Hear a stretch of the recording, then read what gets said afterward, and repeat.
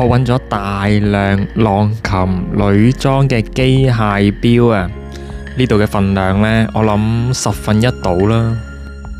嗱，浪琴作為一個中價嘅牌子呢，佢嘅做法呢就係咁嘅。基本上呢，如果你見到有金呢，咁有兩個可能：第一，佢真係 K 金；第二，佢係 PVD 鍍金。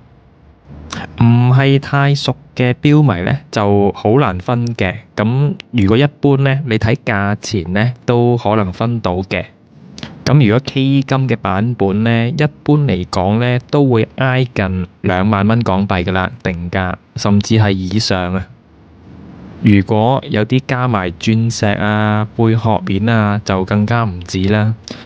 喺台面呢10幾20隻呢，就全部都係自動機械錶嚟噶啦，絕大部分都係透明底蓋嘅。咁浪琴其實都做好多石英錶，我諗而家差唔多一半半啦，即係一半石英一半浪琴噶啦。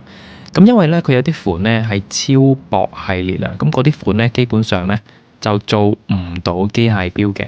咁如果大家錶迷去到錶鋪呢，見到 sales 呢，都可以問問佢嘅。如果睇浪琴，咁究竟呢隻係一隻 K 金啊，定係唔係 K 金而係鍍金嘅版本呢？咁對上同對落嘅牌子呢，基本上呢就可以唔需要咁問噶啦。Omega 呢就唔需要問呢個問題啦。對落嘅天梭呢，亦都唔係太需要問呢個問題嘅。